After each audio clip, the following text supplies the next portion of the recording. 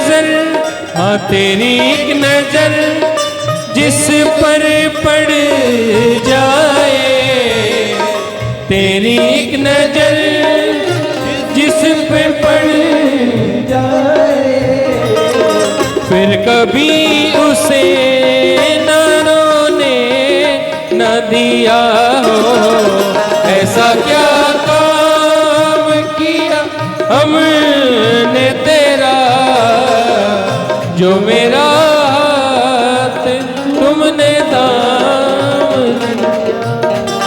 हो। मेरी जिंदगी ही बदल दी तुमने, मेरी जिंदगी बदल दी तुमने। सभी दोनों हाथ उठाकर पानी की सेवा करते हुए, एक ने नाम लिया हो। ऐसा क्या काम किया हमने तेरा, जो मेरा हाथ तुमने थाम लिया हो। ऐसा क्या काम।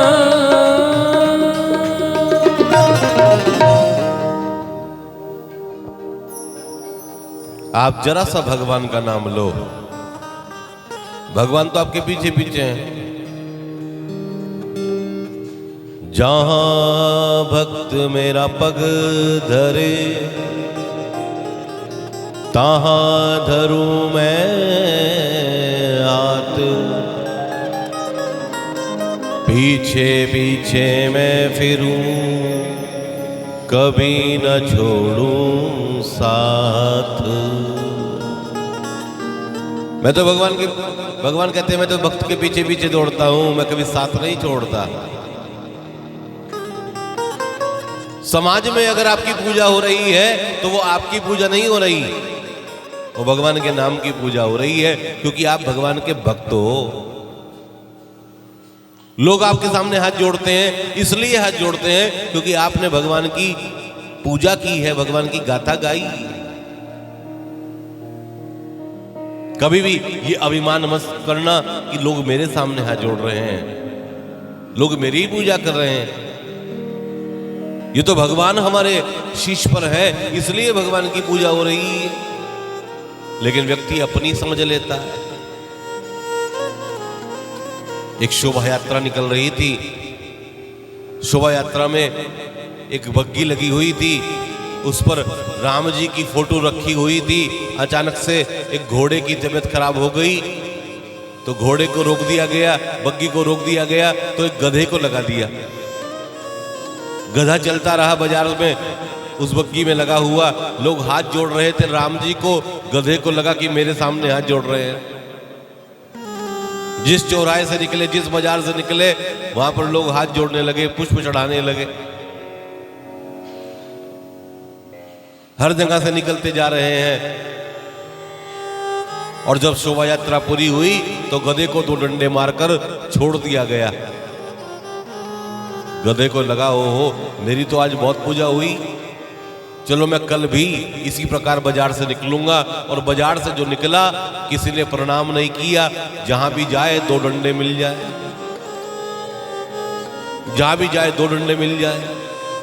उदास होकर गधा वापस आया, घोड़े के बराबर में आकर खड़ा होने लगा और घोड़े से कहा गधे ने कि कल मैं जब बाजार से निकला तो मेरी तो बहुत पूजा हो रही थी, लोग मेरे सामने हाथ जोड़ रहे थे, लेकिन आज मैं बाजार से निकला तो सबने मुझे डंडे मारे, किसी ने मेरी पूजा नहीं की। तो घोड़े ने कहा पूजा तुम्हारी नहीं, तुम्हारे ऊपर जो मूर्ति रखी थी ना भगवान की, उसके सामने हाथ जोड़ रहे थे लोग। तुम्हें क्या लगता है तुम्हारी पूजा हो रही? तुम्हारी पूजा कोई नहीं कर रहा, ये तो तुम्हारे ऊपर जो भगवान की प्रतिमा रखी थी, मूर्ति रखी थी, तस्वीर रखी थी, उसकी पूजा हो रही थी। तो व्यक्ति कभी अभिमान न करे। भगवान के भक्त की 2 पहचान है। देखो 2 तरह के कुत्ते होते हैं, एक पालतू और एक फालतू। जो फालतू होते हैं उसको डंडे मिलते हैं, लेकिन जो पालतू होते हैं उनको तो भोजन मिलता है। तो भगवान के जो भक्त हैं,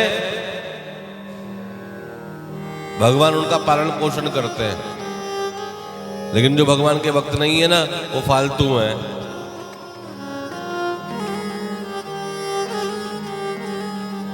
भगवान के भक्त के गले में कंठी अवश्य होनी चाहिए, तुलसा की माला अवश्य होनी चाहिए, रुद्राक्ष की माला अवश्य होनी चाहिए, यानी गले में कोई ना कोई माला अवश्य होनी चाहिए, चाहे वो रुद्राक्ष की हो या तुलसा की हो। मस्तक पर तिलक अवश्य होना चाहिए।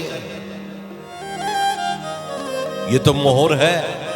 जैसे किसी कागज पर बड़ी कीमती कोई कागज हो, उस पर सरकारी मोहर लग जाए तो वो कागज की कीमत बढ़ जाती है। उसी तरह से इस शरीर के ऊपर मोहर लगाई जाती है, यानी तिलक धारण किया जाता है।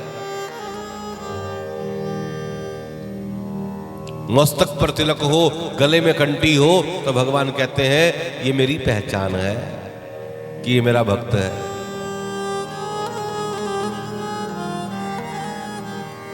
तो सुखदेव भगवान कहते हैं, परीक्षित, ध्रुव जी ने भजन किया और घर का त्याग कर गंगा के तट पर आए। ऋषिकेश में दिव्य भजन किया और वो पद प्राप्त हो गया ध्रुव को, जिसकी सप्त ऋषि प्रकम्मा किया करते हैं। आज भी ध्रुव तारा चमक रहा है आकाश में। कहा कि इन्हीं के वंश में अनेक राजाओं का प्रादुर्भाव हुआ, इन्हीं के वंश में बहुत सारे राजा हुए, अंग हुए, पृथु हुए, और कहा कि इन्हीं के वंश में आगे चलकर ऋषभ देव जी हुए।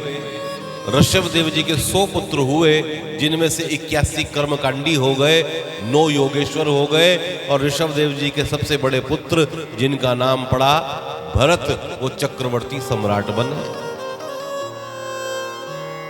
कुशल राज्य किया भरत जी ने, और घर का त्याग कर कर गंडकी नदी के तट पर आकर भजन करने लगे। पहले के समय में नियम था, जब राजा देख लेता था कि उसकी संतति बड़ी हो गई है, तो वो अपने आप घर को छोड़कर चला जाता था, वन में, तीर्थों में जाकर भजन किया करता था। तो भरत जी भी राज्य का त्याग कर कर आए और गंडकी नदी के तट पर बैठकर भजन करने लगे। लेकिन एक दिन की घटना घट गई। एक मृगी गर्भावस्था में दौड़ी हुई आई, उसके पीछे सिंह लगा था। सिंह से बचने के लिए नदी को पार करने की चेष्टा की तो बीच में ही प्रसव हो गया। परडी पार जाकर मृगी मर गई और सिंह लौट गया। छोटा सा बच्चा मृगी का जल में बहने लगा। भरत जी ने उसको निकाला जल से और पालन और पोषण करने लगे, उसको प्यार करने लगे, दुलार करने लगे। और वो बच्चा घूमने चला जाता है, अपने भजन में बैठे हैं भरत जी, तो फिर लौट कर आता है, फिर माला झोली छोड़कर फिर उसकी भोजन की व्यवस्था, फिर उसकी सेवा करने लगे। और स्थिति इतनी आ गई कि भजन बिल्कुल छूट गया। सुबह से शाम तक उसी की सेवा में लग गए। इतना बड़ा राज्य का त्याग किया, छोड़कर आए कि जाकर भजन करूंगा, लेकिन फिर भजन नहीं हुआ। मन कहां अटक गया?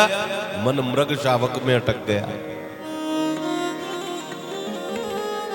और एक दिन मृगों का झुंड आया, वो मृगों के साथ चला गया। भरत जी खोजने लगे, कहां चला गया मेरा मृग? हर जगह खोजा तो पागलों जैसी स्थिति हो गई। और पागलों जैसी स्थिति हुई तो चंद्रमा के अंदर जो काला धब्बा होता है उसको देखकर कहने लगे, हो ना हो मेरा मृग शावक तूने ही चुराया है। और अंते यामति सागति, अंत में जो मति में होता है ना, आपकी गति वहीं होती है। जो मति में होगा गति भी वहीं होगी। मृग को सोचते हुए मरे तो अगले जन्म में मृग ही बन गए। और मृग बनकर भी मंदिर जाते हैं, घूमते हैं, भजन करते हैं। और तीसरा जन्म मिला, मृग की योनि भी छूट गई। तीसरा जन्म एक ब्राह्मण के घर पर मिला। एक ब्राह्मण के घर पर मृग की योनि छूटी, ब्राह्मण के घर पर जन्म मिला और संयोग से नाम भरत ही रखा गया। पिताजी ने यज्ञोपवीत संस्कार कराया, गायत्री मंत्र का उपदेश दिलाया और पिताजी ने पूछा, भरत जरा गायत्री मंत्र तो सुनाओ। तो भरत जी सोचने लगे, 2 जन्मों से भटक रहा हूं, ये मेरा 3रा जन्म है, अब किसी के चक्कर में नहीं पड़ूंगा। तो सोच रहे हैं अगर मैंने गायत्री मंत्र सुना दिया तो पिताजी कहेंगे हम ब्राह्मण आदमी हैं, सत्यनारायण की कथा भी पढ़ लो, विवाह पद्धति भी पढ़ लो, यजमानों के घर जाकर काम कराया करो, और मुझे प्राप्ति करनी है ईश्वर की और मैं संसार में उलझ जाऊंगा। तो मानो पागलों जैसी चेष्टा करने लगे। पिताजी ने कहा कि गायत्री मंत्र सुनाओ। तो भरत जी कहने लगे, पिताजी जब से आप बोल रहे हैं इस बिल के अंदर 9,09,900 चींटियों ने प्रवेश कर लिया। पिताजी ने कहा, मैं कह रहा हूं गायत्री मंत्र सुनाओ, तुम चींटियां गिन रहे हो? तेरी बुद्धि जड़ है क्या? तेरी बुद्धि जड़ है, और आज से मैं तेरा नाम रखता हूं जड़ भरत।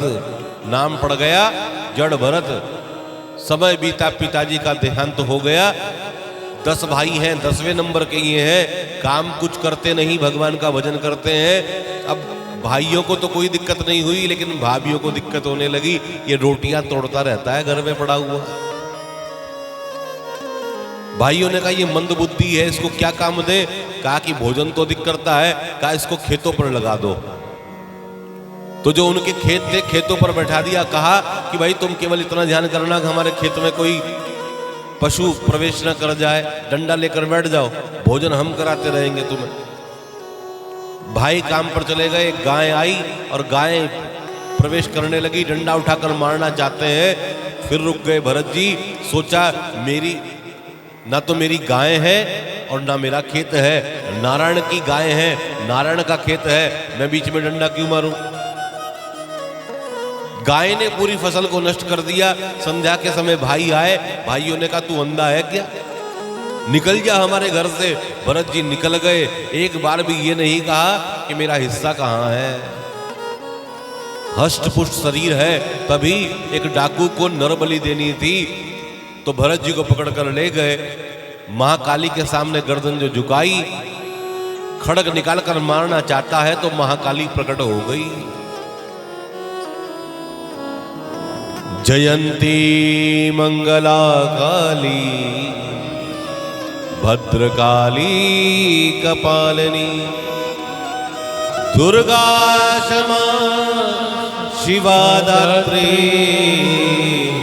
स्वाहा स्वधा नमोस्तुते। महाकाली प्रकट हुई और कहने लगे कि ये मेरा भक्त है, सावधान, इसको मत मारना। जड़ भरत जी ने महाकाली की ओर देखा तो मानसिक रूप से प्रणाम किया और वहां से ऐसे निकल गए जैसे कुछ हुआ ही नहीं। हष्टपुष्ट शरीर है भरत जी का, निकल गए। कहां जाना है, किधर जाना है, कुछ पता नहीं। फिकर सबको खा गई, फिकर सबका पीर, फिकर की फाकी करे उसका नाम फकीर।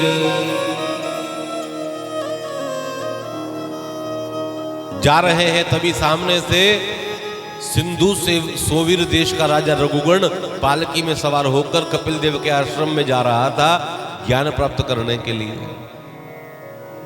अचानक से एक कहार की तबीयत खराब हो गई, पालकी को नीचे रखा गया। राजा ने पूछा भाई पालकी क्यों रोकी, तो बताया महाराज एक कहार की तबीयत खराब हो गई है। कहा कि किसी को भी लगाओ, सारी प्रजा मेरी ही है। तो सामने से जड़ भरत जी आ रहे थे। कहा कि भाई पालकी में लगोगे, मना तो किसी को करते ही नहीं, लग गए पालकी में।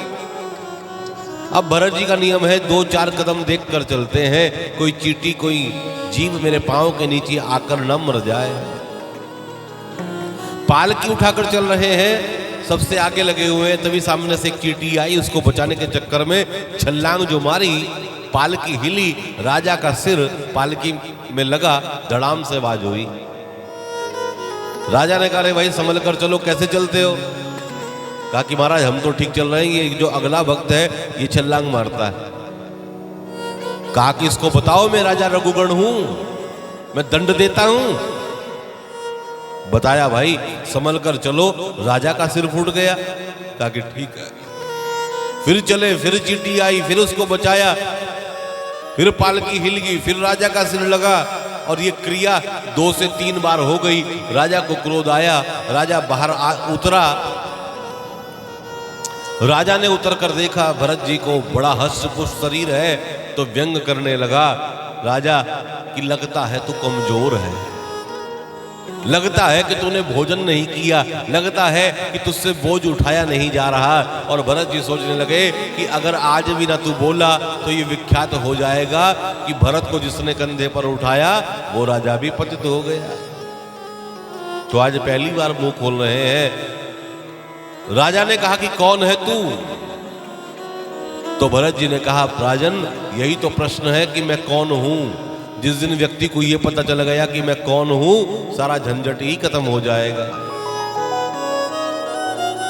तेरे सामने ये देह खड़ी है, ये कभी चक्रवर्ती सम्राट हुआ करती थी, फिर मैं पशु हुआ और तेरे सामने आज मैं जड़ भरत खड़ा हूं।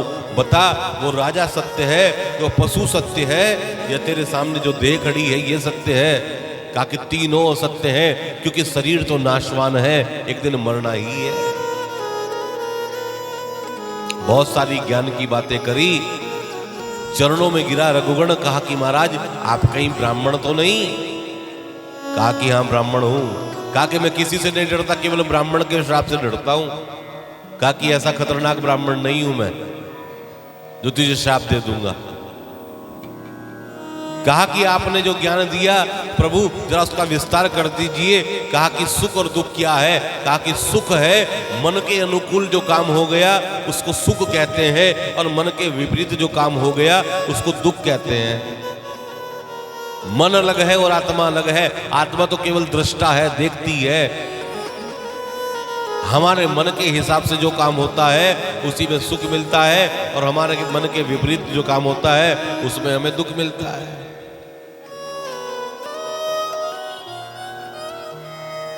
आपने जो चाहा वो हो गया, यही सुख है, और आपने जो चाहा वो नहीं हुआ, यही दुख है। एक बहू के ससुर के मित्र कुछ रात्रि में 8 बजे करीब आए। ससुर साहब ने अपनी बहू से कहा, बहू मेरे मित्रों के लिए भोजन बनाओ। अब बहू का मन नहीं है, तो बहू ने क्या कहा, मन ही मन सोचने लगी अब न जाने इनके कहां कहां से मित्र आ जाते हैं, अब इनके लिए भोजन कौन बनाए, कौन इनको भोजन खिलाए। लेकिन भोजन तो बनाना पड़ेगा। तो भोजन तो बनाया, लेकिन बर्तन पटक पटक कर बनाया। क्यों? क्योंकि मन नहीं है। लेकिन उसी बहू का भाई रात्रि के 12 बजे आ जाए तो रात्रि के 12 बजे भी गरम गरम रोटियां तैयार हो जाती हैं। क्यों? क्योंकि मेरा भाई आया है। तो जिसको हम अपना कह देते हैं उसके द्वारा दुख भी सुख लगता है, और जिसको हम अपना नहीं कहते उसके द्वारा सुख भी दुख लगता है। जैसे भोजन करते करते कभी कभी अपने ही दांत आपकी जिह्वा को काट लेते हैं। क्या हुआ कि जीभ कट गई।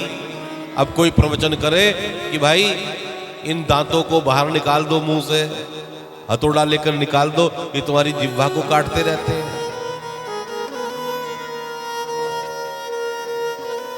तो सुखदेव भगवान कहते हैं, परीक्षित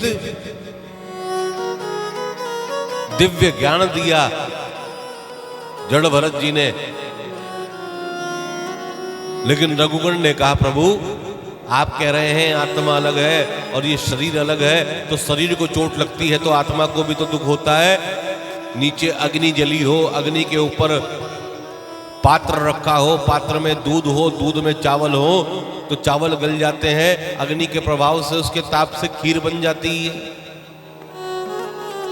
जड़ भरत जी ने कहा राजन है तो तू महामूर्ख, लेकिन विद्वानों में बैठकर कुछ विद्वानों जैसी बातें करना सीख गया है।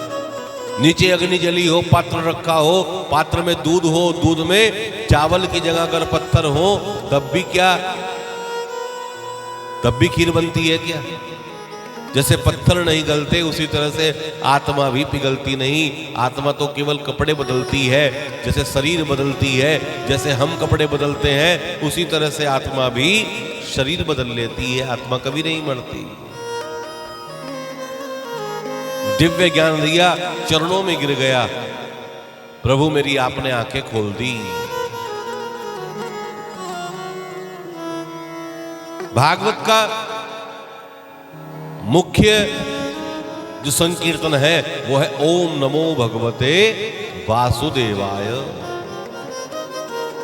तो आइए 2 मिनट के लिए इस मंत्र का जाप करते हैं और फिर कथाक्रम में आगे बढ़ते हैं। ओम नमो भगवते वासुदेवाय। ओम नमो भगवते वासुदेवाय। ओम नमो भगवते वासुदेवाय। ओम नमो भगवते वासुदेवाय। वासुदेवाय मेरो नंद नंदनाय। वासुदेवाय मेरो नंद नंदनाय। वासुदेवाय मेरो नंद नंदनाय। वासुदेवाय मेरो नंद नंदनाय। ओम नमो भगवते वासुदेवाय। ओम नमो भगवते वासुदेवाय। ओम नमो भगवते वासुदेवाय। ओम नमो भगवते वासुदेवाय।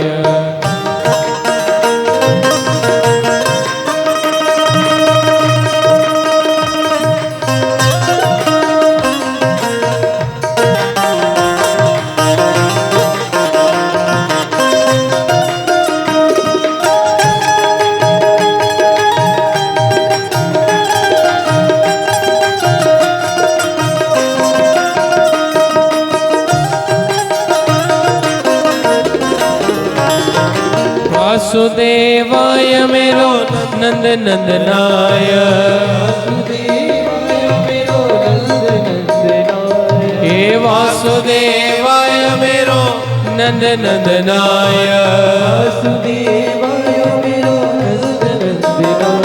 हे ओम नमो भगवते वासुदेवाय। ओम नमो भगवते वासुदेवाय। हे ओम नमो भगवते वासुदेवाय। ओम नमो भगवते वासुदेवाय। जय हो।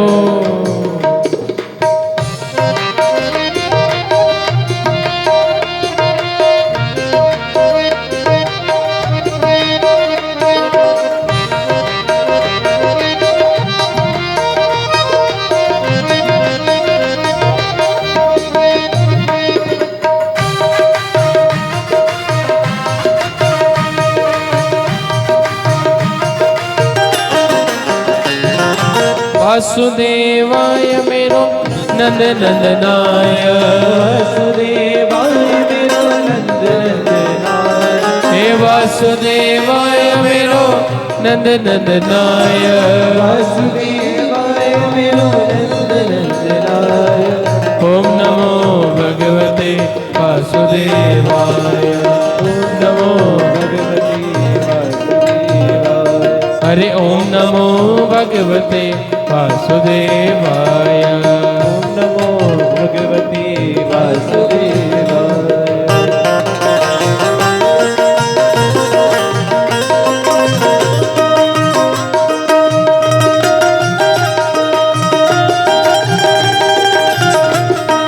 जय हो।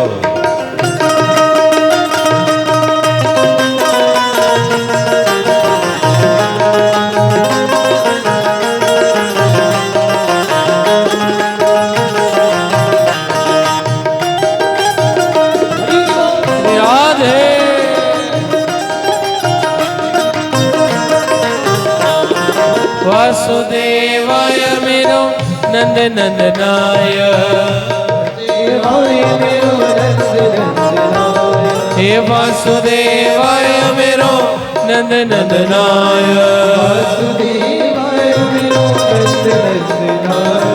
ओम नमो भगवते वासुदेवाय।